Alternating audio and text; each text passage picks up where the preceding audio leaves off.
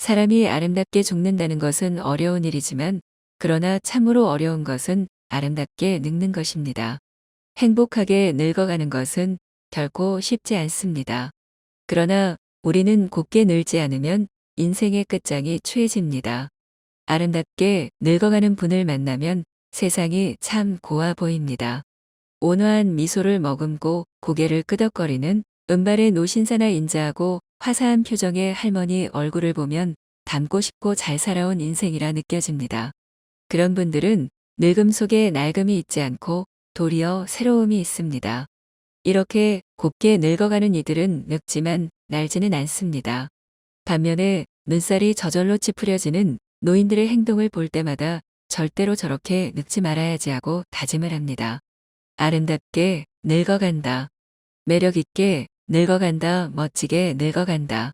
나이 들어가는 모든 사람의 로망이 아닐까 싶습니다. 요즘은 60부터 75세까지를 신중년이라고 합니다. 그런데 아무리 신중년이니 신청춘이니 이름만 바꾼다고 매력있는 사람이 되는 것도 아니고 멋있는 사람이 되는 것도 아닙니다. 중요한 것은 우리가 말과 행동을 어떻게 하고 어떻게 품격 있는 몸가짐을 가지느냐가 제일 중요하다고 생각합니다. 그래서 나이 들면서도 매력 있는 노인으로 아름답게 늙어가는 것은 하나의 숙제이기도 목표이기도 한 것 같습니다. 영국의 정치경제대학의 캐서린 교수가 매력 자본이라는 말을 만들어냈는데 매력이 자본이고 경쟁력이라는 뜻입니다. 우리가 나이 들어가면서도 자기를 잘 가꾸고 매력 있게 말하고 행동하는 것은 분명히 자본입니다. 신중년으로서 노인으로서의 경쟁력이죠. 오늘은 법륜 스님의 말씀으로 아름답게 늙어가는 방법을 말씀드리려고 합니다. 꼭 기억하시고 그대로 실천하셔서 귀티나는 노후를 만드시길 소망합니다. 첫 번째, 일부러라도 자주 웃어야 됩니다. 지하철 경로석이나 시장에서 만난 노인들을 유심히 살펴보면 거의 모든 노인들의 인상이 찌푸려져 있습니다. 그렇기 때문에 한국의 노인하면 떠오르는 이미지가 왜인지 모를 무뚝뚝한 얼굴과 딱딱함을 떠올리는 사람들도 많습니다. 웃으면 복이 온다라는 말이 있죠. 우리는 웃는 것이 좋다는 사실을 모르는 사람은 없습니다. 짜증나는 일 때문에 스트레스를 받더라도 친구와 웃긴 이야기를 하다 아이의 엉뚱한 행동을 보고 한바탕 크게 웃고 나면 잠깐 동안만큼은 기분이 좋아집니다. 문제는 일상 속에서 자꾸만 웃는 것에 힘을 잊어버린다는 것입니다.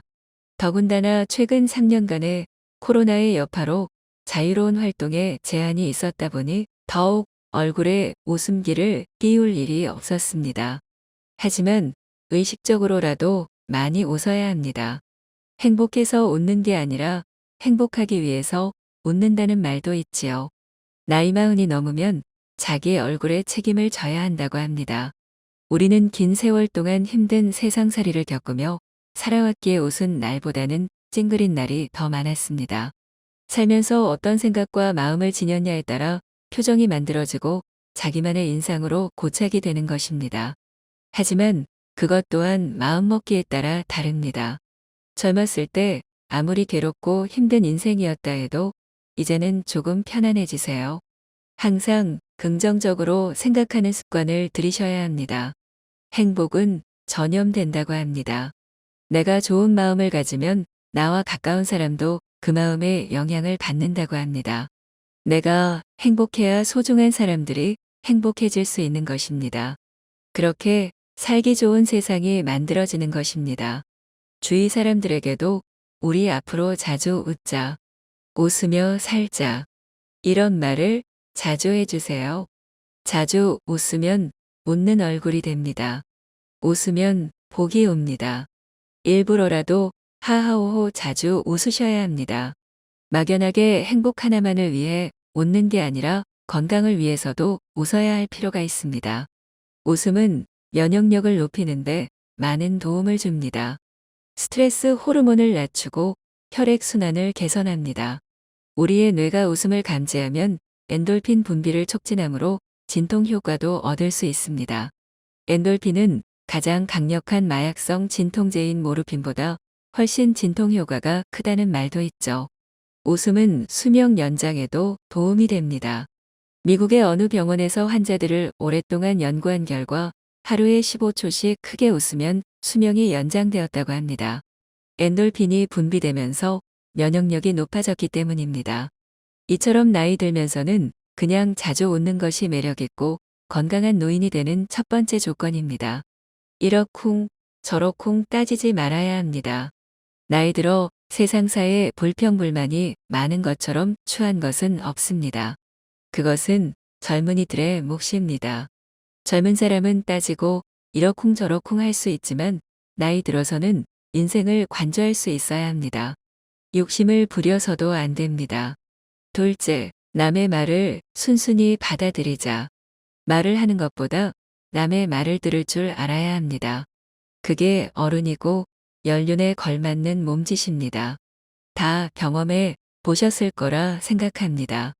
나이 든다는 것은 사람을 이해할 수 있다는 것이고, 상황을 이해할 수 있다는 것이고, 세상을 이해할 수 있다는 것입니다. 이해가 되면 따지지 않게 됩니다. 따라서 어디에서나 그저 넉넉하게 받아들이세요. 불편한 게 있어도 그냥 넘어가세요. 마음의 여유를 가지셔야 됩니다. 이러쿵저러쿵 따지며 가르치려 하지 마세요. 웬만한 것은 양보하며 웃어 넘기세요. 그래야 멋진 노인으로 존중받을 수 있습니다.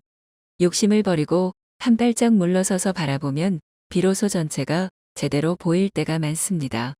사실 앞만 보고 달렸던 지난날엔 뒤를 돌아볼 수 있는 여유가 없었죠.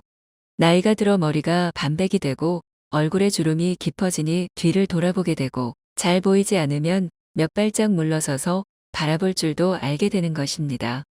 인생의 여백을 두어야 또 다른 생각으로 채울 수 있다는 것을 절감하게 됩니다.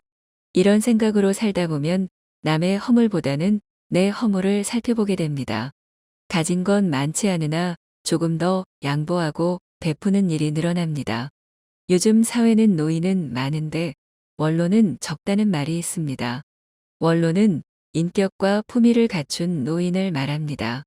아름답게 늙는다는 것은 결국 품이 있는 노인이 되는 것입니다. 늙은 나이에도 젊은 마음이 있습니다. 겉은 늙어가도 속은 날로 새로워지는 것이 아름답게 늙는 것입니다. 언제 어디서나 큰 소리를 치고 사는 100세 시대의 노인이 있다고 합니다. 이 노인이 지키는 딱 하나의 처세법이 있다고 하는데요.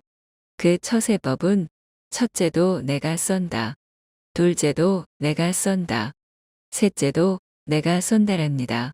언제 어디서나 누구에게 밥 한 끼 술 한 잔 베풀 줄 아는 여유가 있어야 합니다.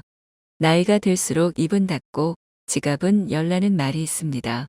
저는 이 말이 참 많은 지혜를 내포하고 있다고 생각합니다. 남의 인생에 이것저것 관여하면서 조언이라는 명분으로 참견하시는 분들이 많습니다. 정작 당사자에게는 도움이 하나도 안 되고 머리만 복잡해질 뿐입니다. 반대로 남의 인생에 대해 입을 닫는 분들은 말 대신 작은 선물이나 실질적인 도움이라도 하나씩 건네는 경우가 있습니다. 나이만 먹는다고 다 같은 어른이 아닙니다. 나이 먹었다고 대접받기만을 바라면 안 되는 것입니다. 늙는다는 것은 점잖다는 말입니다. 노인이 되면 언행이 무겁습니다. 그래서 어둡지 않고 점잖다라는 말이 성립되는 것이죠.